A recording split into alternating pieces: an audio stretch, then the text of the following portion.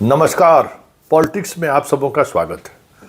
और आज हम पॉलिटिक्स में बात ललन सिंह के उस पॉलिटिक्स की करने जा रहे हैं जिस पॉलिटिक्स के सहारे ये कहा जा सकता है कि आखिर ललन सिंह किसके हैं, या फिर ललन सिंह किसके प्रति जिम्मेवार है, या फिर ललन जो सियासत कर रहे हैं उस सियासत के सहारे किसको साधना चाह रहे हैं। बड़ा सवाल है, क्योंकि पिछले 72 घंटों के दौरान जो चीज़ें घटित हुई हैं वो साफ लग रहा है कि ललन अब नीतीश के प्रति जिम्मेवार तो नहीं ही है।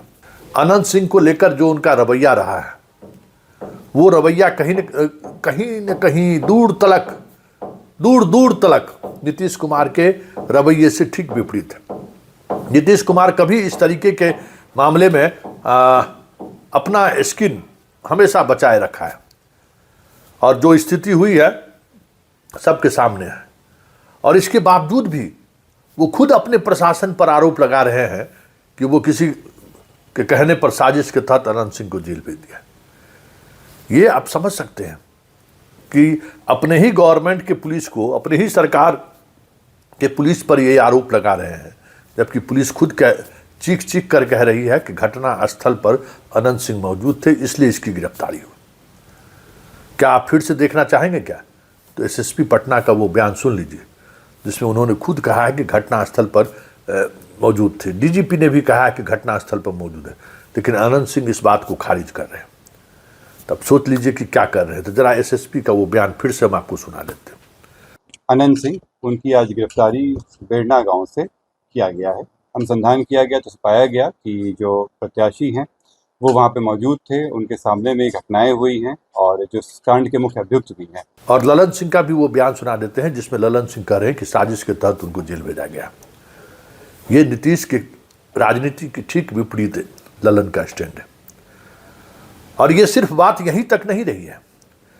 मुख्यमंत्री पद को लेकर जब उनसे सवाल किया गया तो उन्होंने कहा कि विधायक दल का नेता तय करेगा, जबकि जदयू से लेकर बीजेपी के तमाम नेता शाह और मोदी को छोड़ दें तो ये कहने से नहीं थक रहे हैं कि नीतीश थे, नीतीश है और नीतीश रहेंगे। लेकिन ललन सिंह क्या कह रहे हैं कि नहीं, ये मसला विधायक दल की बैठक में तय होगा। कम से कम नीतीश ललन सिंह से तो ये उम्मीद नहीं कर सकते थे। इससे एक कदम और आगे बढ़िए तो फिर कुछ और नई बातें आपको समझ में आएगा। एक खबरें आई हैं सामने कि ललन सिंह ने निशांत को एक बंगलो गिफ्ट किया है, एक अपार्टमेंट गिफ्ट किया है। जिस समय यह खबर ब्रेक हुई है, ये संयोग नहीं है, ये एक बड़ा प्रयोग है। और इस खबर ब्रेक करने के पीछे जिसकी भी रणनीति रहा हो, कहीं न कहीं नीतीश को बदनाम करने की साजिश तो है ही।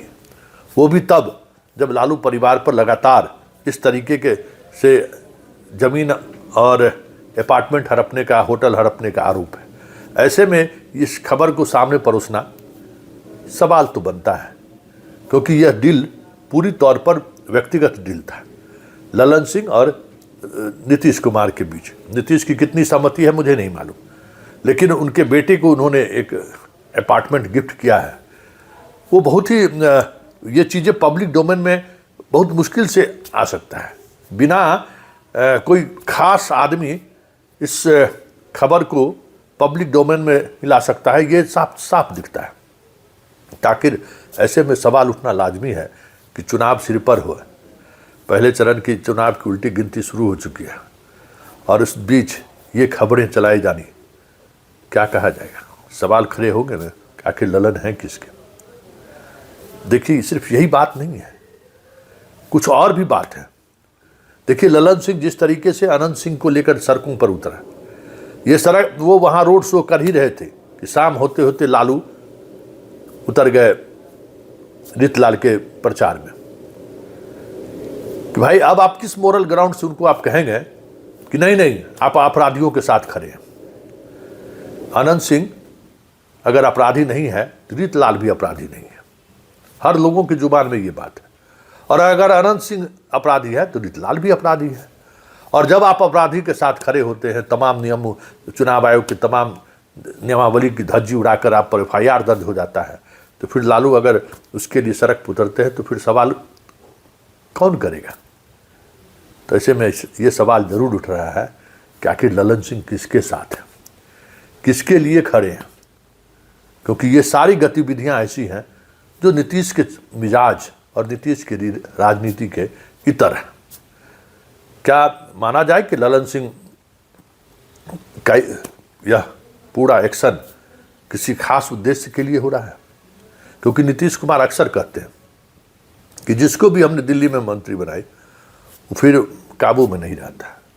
तो क्या इस राजनीति के अंतिम पड़ाव में ललन सिंह के इस मिजाज की वजह से दूरियां बढ़ रही हैं? एक सवाल, क्योंकि पिछले कई दिनों से सार्वजनिक तौर पर दोनों एक जगह नहीं दिखे। आज नीतीश को जाना था मोकामा, खबर आ रही कि उन्होंने कार्यक्रम रद्द कर दिया है। तो ये सारी बातें ऐसी हैं जो स्वाभाविक तौर पर मीडिया वालों के लिए एक खबर ही नहीं, एक गंभीर मसला है कि आखिर ललन किसके साथ खड़े हैं। क्योंकि उनका जो भी रवैया सामने आया है वो रवैया कहीं ना कहीं दिखा रहा है कि ललन तो नीतीश के साथ नहीं ही खड़े हैं। अनंत सिंह के साथ भी खड़े हैं कि नहीं है ये भी कहना मुश्किल है। 47 वाली घटना, जो कुछ भी हुआ, सबको पता है कि जेल में रहते हुए अनंत सिंह को किस तरीके से इस केस में एक्यूज बनाया गया, किस तरीके से लोअर कोर्ट से सज़ा मिली, फिर ऊपर के कोर्ट से वो कैसे रिहा हुआ, मोकामा का बच्चा जानता है। और फिर आज अनंत सिंह के लिए जिस तरीके से वो वोट मांग रहे हैं और हर किसी को कह रहे हैं कि आप सब अनंत हैं, ऐसे में चलते चलते तो यही कहा ही जा सकता है कि ललन अनंत के भी हैं कि नहीं, नीतीश के तो नहीं ही हैं।